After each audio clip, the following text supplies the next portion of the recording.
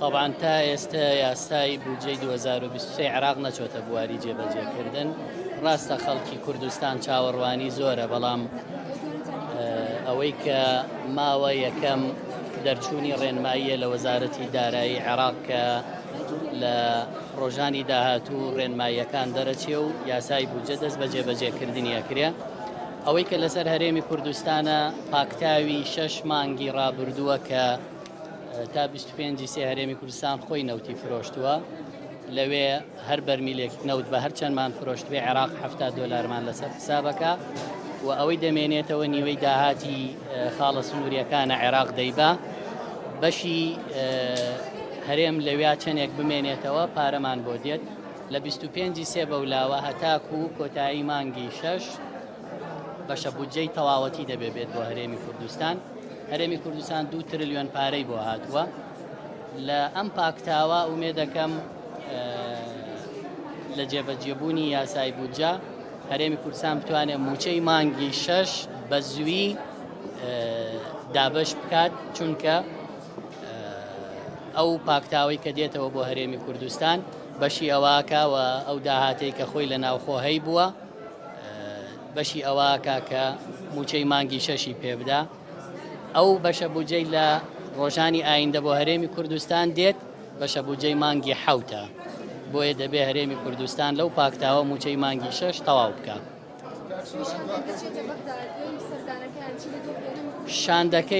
شاندەکەی هەرێم کە دەچێتە بەغدا بۆ ئەو پاکتاوانە ئەچێ، بۆ ئەو بەڵگانە دەبێ بەرێکە عێراق داوای کردووە بۆ ئەوەی تەسویەکە تەواو بکەن و هەندێک ڕێکاری تری تەسویە هەیە لە 2004ەوە تاکو 2022 دەبێ هەموو ئەو بەڵگانە بە سەلمێنراوی بەرن بۆەوەی پاکتاوەکە زوو بکرێن.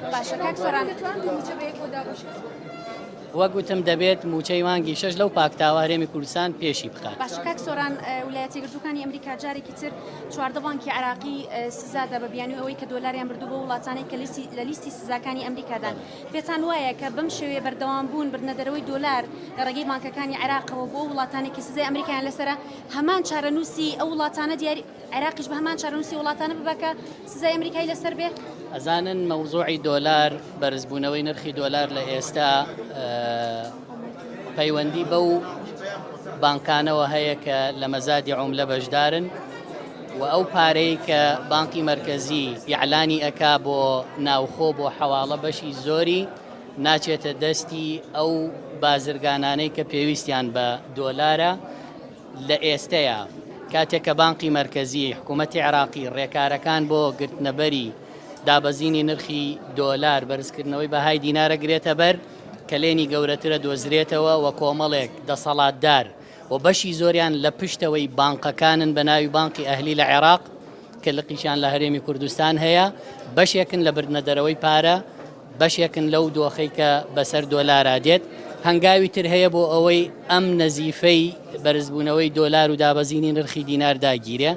ئەگەر عێراق و بانقی مەرکەزی نەتوانێت سەرکەوتوو بێ لەو کارە، لە نەتیجە عێراق تووشی داڕمانی ئابووری گەورە بێ و بەهای دینار زۆر خراپ لە دەستە چێ وەکو لیرە و وەکو تمەن و وەکو ئەو عوملانەی لێدێکە لە دەور و بەرمان لێی هاتووە. شکە ڕاستە عێراق ڕێکاری گرتوۆتە بەر، بەڵام بەرپرسانی گەورەی دەسەڵاتدار لە عێراق لە پشتی ئەوەن کە دۆلاری زۆرە برێتە دەرەوە بە ناوی جۆرا و جۆر و بە شێوازی جۆرا و جۆر و بە ڕێکاری مەترسیدار. ومێ دەکەم بانقی مەرکەزی بتوانێت کۆنتترۆلی ئەمەش بکە و لە جێبەجێبوونی یاسای بودجەشە بەشێک لە بەهای دینار بەرزە بێتەوە. تا ئێستا یاسای بودجەی 2023 عێراق نەچۆتە بواری جێبەجێکردن. ڕاستە خەڵکی کوردستان چاوەڕوانی زۆرە، بەڵام ئەوەی کە ماوە یەکەم دەرچوونی ڕێنماییە لە وەزارەتی دارایی عێراق کە لە ڕۆژانی داهاتوو ڕێنماییەکان دەرەچێ و یاسای بودجە دەست بە جێبەجێکردنی ئەکرێ.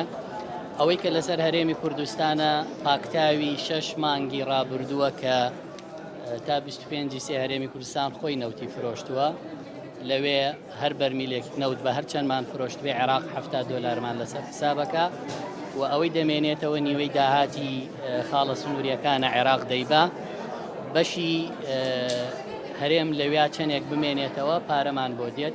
لە 25 سێ بەولاوە هەتاکو کۆتایی مانگی 6 بەشە بودجەی تەواوەتی دەبێت بێت بۆ هەرێمی کوردستان. هەرێمی کوردستان 2 تریلیۆن پارەی بۆ هاتووە. لە ئەم پاکتاوە ئومێ دەکەم لە جێبەجێبوونی یاسای بودجە هەرێمی کوردستان بتوانێت موچەی مانگی 6 بە زووی دابش بکات، چونکە ئەو پاکتاوەی کە دێتەوە بۆ هەرێمی کوردستان بەشی ئەوواکەوە ئەو داهاتەی کە خۆی لە ناوخۆ هەی بووە، بەشی ئەوواکە کە موچەی مانگی 6 پێ بدە. ئەو بەشە بودجەی لە ڕۆژانی ئایندە بۆ هەرێمی کوردستان دێت، بەشە بودجەی مانگی 7 بۆیە دەبێ هەرێمی کوردستان لەو پاکتاوە موچەی مانگی 6 تەواو بکە.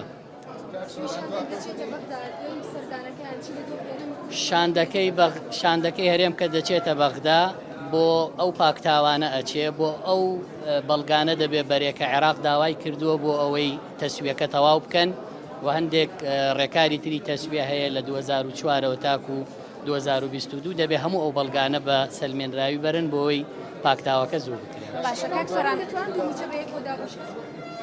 وەگوتم دەبێت موچەی مانگی 6 لەو پاکتاوە هەرێمی کوردستان پێشی بخات. باشە کاک سۆران، ویلایەتە یەکگرتووەکانی ئەمریکا جارێکی تر 14 بانکی عراقی سزادا بە بیانی ئەوەی کە دۆلاریان بردووە بۆ وڵاتانەی کە لە لیستی سزاکانی ئەمریکادان. پێتان وایە کە بەم شێوەیە بەردەوام بوون بردنەدەرەوەی دۆلار لە ڕێگەی بانکەکانی عێراقەوە بۆ وڵاتانی کە سزای ئەمریکایان لەسرە، هەمان چارەنووسی ئەو وڵاتانە دیاری عێراقیش بە هەمان چارەنووسی وڵاتانە ببەکە سزای ئەمریکای لەسەر بێ؟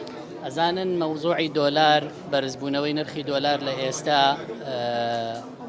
پەیوەندی بەو بانکانەوە هەیە کە لە مەزادی عوملە بەشدارن و ئەو پارەی کە بانکی مەرکەزی یعلانی ئەکا بۆ ناوخۆ بۆ حەواڵە بەشی زۆری ناچێتە دەستی ئەو بازرگانانەی کە پێویستیان بە دۆلارە لە ئێستەیە. کاتێک کە بانکی مەرکەزی حکوومەتی عێراقی ڕێکارەکان بۆ گرتنەبەری دابەزینی نرخی دۆلار بەرزکردنەوەی بەهای دینارە گرێتە بەر کە لێنی گەورەترە دۆزرێتەوە و کۆمەڵێک دەسەڵاتدار و بەشی زۆریان لە پشتەوەی بانقەکانن بە ناوی بانقی ئەهلی لە عێراق کە لقیشان لە هەرێمی کوردستان هەیە، بەشێکن لە بردنەدەرەوەی پارە، بەشێکن لەو دۆخەی کە بەسەر دۆلارا دێت. هەنگاوی تر هەیە بۆ ئەوەی ئەم نەزیفەی بەرزبوونەوەی دۆلار و دابەزینی نرخی دینار داگیرێ. ئەگەر عێراق و بانقی مەرکەزی نەتوانێت سەرکەوتوو بێ لەو کارە، لە نەتیجە عێراق تووشی داڕمانی ئابووری گەورە بێ و بەهای دینار زۆر خراپ لە دەستە چێ وەکو لیرە و وەکو تمەن و وەکو ئەو عوملانەی لێدێکە لە دەور و بەرمان لێی هاتووە. چکە ڕاستە عێراق ڕێکاری گرتوۆتە بەر، بەڵام بەرپرسانی گەورەی دەسەڵاتدار لە عێراق لە پشتی ئەوەن کە دۆلاری زۆرە برێتە دەرەوە بە ناوی جۆرا و جۆر و بە شێوازی جۆرا و جۆر و بە ڕێکاری مەترسیدار. وێ دەکەم بانقی مەرکەزی بتوانێت کۆنتترۆلی ئەمەش بکە و لە جێبەجێبوونی یاسای بودجەشە بەشێک لە بەهای دینار بەرز. تا ئێستا یاسای بودجەی 2023 عێراق نەچۆتە بواری جێبەجێکردن. ڕاستە خەڵکی کوردستان چاوەڕوانی زۆرە، بەڵام ئەوەی کە ماوە یەکەم دەرچوونی ڕێنماییە لە وەزارەتی دارایی عێراق کە لە ڕۆژانی داهاتوو ڕێنماییەکان دەرەچێ و یاسای بودجە دەست بە جێبەجێکردنی ئەکرێ. ئەوەی کە لەسەر هەرێمی کوردستانە پاکتاوی 6 مانگی ڕابردووە کە تا 25 سێ هەرێمی کوردستان خۆی نەوتی فرۆشتووە، لەوێ هەر بەرمیلێک نەوت بە هەر چەندمان فرۆشتوێ عێراق 70 دۆلارمان لەسەر حسابەکە و ئەوەی دەمێنێتەوە نیوەی داهاتی خاڵە سنووریەکانە عێراق دەیبا. بەشی هەرێم لەویا چەندێک بمێنێتەوە پارەمان بۆ دێت. لە 25 سێ بەولاوە هەتاکو کۆتایی مانگی 6 بەشە بودجەی تەواوەتی دەبێت بێت بۆ هەرێمی کوردستان. هەرێمی کوردستان 2 تریلیۆن پارەی بۆ هاتووە. لە ئەم پاکتاوە ئومێ دەکەم لە جێبەجێبوونی یاسای بودجە هەرێمی کوردستان بتوانێت موچەی مانگی 6 بە زووی دابش بکات، چونکە ئەو پاکتاوەی کە دێتەوە بۆ هەرێمی کوردستان بەشی ئەوواکە و ئەو داهاتەی کە خۆی لە ناوخۆ هەی بووە، بەشی ئەوواکە کە موچەی مانگی 6 پێ بدە. ئەو بەشە بودجەی لە ڕۆژانی ئایندە بۆ هەرێمی کوردستان دێت، بەشە بودجەی مانگی 7 بۆیە دەبێ هەرێمی کوردستان لەو پاکتاوە موچەی مانگی 6 تەواو بکە.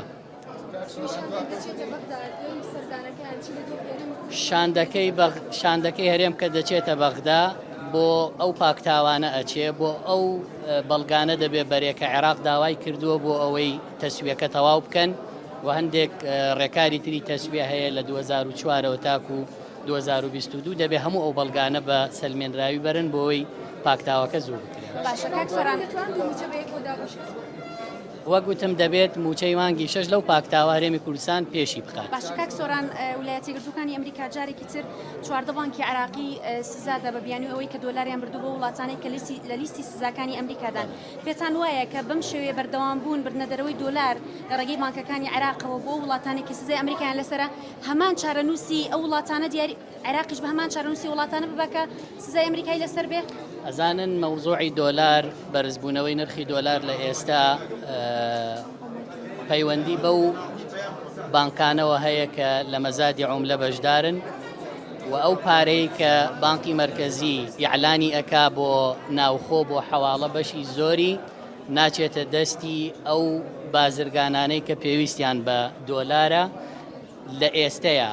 کاتێک کە بانکی مەرکەزی حکوومەتی عێراقی ڕێکارەکان بۆ گرتنەبەری دابەزینی نرخی دۆلار بەرزکردنەوەی بەهای دینارە گرێتە بەر کە لێنی گەورەترە دۆزرێتەوە و کۆمەڵێک دەسەڵاتدار و بەشی زۆریان لە پشتەوەی بانقەکانن بە ناوی بانقی ئەهلی لە عێراق کە لقیشان لە هەرێمی کوردستان هەیە بەشێکن لە بردنەدەرەوەی پارە بەشێکن لەو دۆخەی کە بەسەر دۆلارا دێت. هەنگاوی تر هەیە بۆ ئەوەی ئەم نەزیفەی بەرزبوونەوەی دۆلار و دابەزینی نرخی دینار داگیرێ. ئەگەر عێراق و بانقی مەرکەزی نەتوانێت سەرکەوتوو بێ لەو کارە لە نەتیجە عێراق تووشی داڕمانی ئابووری گەورە بێ و بەهای دینار زۆر خراپ لە دەستە چێ وەکو لیرە و وەکو تمەن و وەکو ئەو عوملانەی لێدێکە لە دەور و بەرمان لێی هاتووە. شکە ڕاستە عێراق ڕێکاری گرتوۆتە بەر بەڵام بەرپرسانی گەورەی دەسەڵاتدار لە عێراق لە پشتی ئەوەن کە دۆلاری زۆرە برێتە دەرەوە بە ناوی جۆرا و جۆر و بە شێوازی جۆرا و جۆر و بە ڕێکاری مەترسیدار. وێ دەکەم بانقی مەرکەزی بتوانێت کۆنتترۆلی ئەمەش بکە و لە جێبەجێبوونی یاسای بودجەشە بەشێک لە بەهای دینار بەرزە بێتەوە.